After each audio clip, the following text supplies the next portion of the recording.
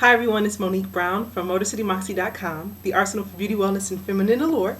And I wanted to take this opportunity really quickly to just give you all, talk to you about, well, it's a highly requested video. Let me just say that really quickly. A highly, highly requested video about my law school career and why I decided to pursue law and sort of any sort of advice. So you all know that I've been doing these interviews with people that I would personally like to learn from, and I think that they have valuable information to share, and so I've decided to do these interviews. But one of the Motor City Moxie viewers was like, "Look, I want to know about your, I want to know about your stories and why you decided to pursue law school and what I did before." So I have been hesitant to share this information because number one, I'm still a student and I haven't even graduated yet, but I will be graduating if it's in God's will, and I hope that it is. But you know how you get like during the last years, it can be kind of senioritis-ish.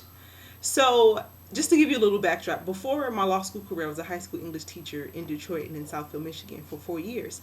And I was ready for a career shift, and the Obama election came around, and I just knew it was time for me to make that shift.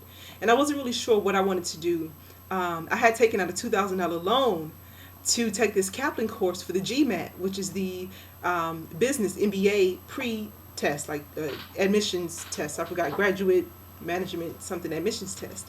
So I spent $2,000. I had taken out a loan to take the Kaplan course, and I didn't even take the test because it wasn't really intuitive for me, and I was really struggling in math. And so I don't know. I didn't take the test, but I knew that I wanted to have a graduate degree. And at that time, did I even have my master's as yet? I don't know if I had a master's. I do have a master's in instructional technology because, like I said, I was teaching, and I knew that if I wanted to continue to teach, that I would have to have a master's in order to have a pay increase. But to be very honest with you, the pay increase wasn't as much. It's very limiting. And back in the day when I was in school, I thought that, it'd take me 10 years or so to make money, but to make about $80,000, and that was just too long for me, considering that I wanted to have a family, and sometimes I do have to help out my family financially. But that's what people do, you help out your brothers and your sisters and your parents particularly. So I didn't even take the test. But what I did do was I decided I wanted to go to law school, and I was telling all my friends, and let me back up a little bit because this is really interesting. My first year in law school, one of my girlfriends called me up and she was like, "Mo, I see you on TV, you're on TV." I went to the University of Michigan, and every year we have this MLK symposium. And one year there were three black doctors, and they wrote a book. They co-authored the book called The Pact, about how they all made a pact to become doctors, and they actually pursued their dreams and made it happen. And so I remember asking them, I don't even remember what the question was, but I do remember saying, "Hey, I'm interested in law school," and I think it was a relationship question. So anyway, my girl called me. She was like, "Mom, I just saw you on TV. I saw this video from like maybe 05 or 06, and I said that I was going to go to law school." And for anyone who really knows me well, they know, or maybe they don't know me well, but people who have known me for a period of time, maybe 3 to 5 years, they know that if there's something that I say I'm going to do, I'm going to do it. It may not be, depending on what the goal is, it may not happen immediately, but it's definitely going to happen, because when God is picking at my heart, if you have something that you really want to do and you can't fight it, that means that you have to pursue it. So I pursued law school.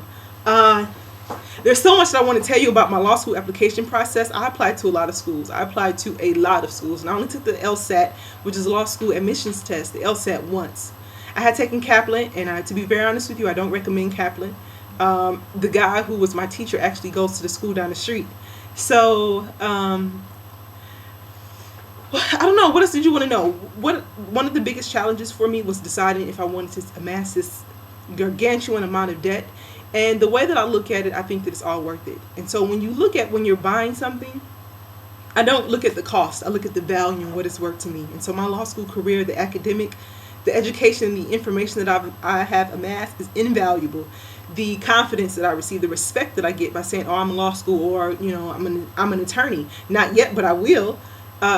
People are taken aback by that. And so there's a sense of respect that people are like, "Look, I'm not even gonna mess with her because she might put some language in it that I can't understand, or she really knows what she's talking about."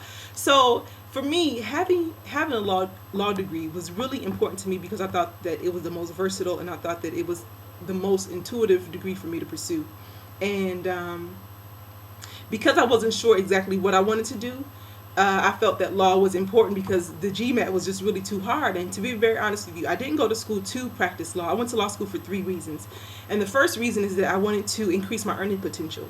Now, I don't believe that you have to go to law school or to get a degree in order to increase your earning potential. But because I was, I think I was 26 when I entered law school, to 24, 25 when I was preparing to take the test.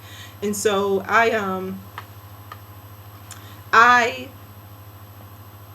wasn't, I was making a teacher salary. I think I was making probably like 40,000, and that was, within my 4th year of teaching. And so, I mean, because I don't have any children and I'm not married, it was, it was decent. I didn't have any undergraduate loans. And I had, a little bit of credit card debt, like maybe $6,000. And so that I felt was really choking me. I mean, I had like a 22% interest, whatever, really trying to gang up on me. So, needless to say, the credit card debt is paid off, thank God. But that was the first reason. I wanted to increase my earning potential. The second reason I went to law school is because I wanted access. I noticed that there were people around me who just had information, like they were in certain circles who were grooming people for success, and it could have been me, and I'm sure that I could also have that access without having a law degree, but it's definitely a stepping stone. Not even a stepping stone, but it's a catalyst, it's a propeller, I'm looking for the right word and I don't have it right now, but access. So number 1, I went to law school to increase my earning potential. Number 2 is because I wanted access. And the third and most important reason I decided to pursue a law degree was because I wanted to position myself. I wanted to create options. And that's something that my mom has always instilled in me, is that position yourself. So those were the top 3 things. And after I take this bar exam, if you want more information, I'll be more than happy to share that, because I have a lot. There's a story, like there's a downside that I can tell about the law school experience, the dark side of law school. But I like to wait until I actually finish school to share that information. And it's not anything about, it's just my own personal experience that I want to share, and some of the highs and lows about my experience. So I just wanted to give you all that tidbit. I hope you all like this information. Hey, I'm shaking out. Remember to be good, look good, and do better. Take care.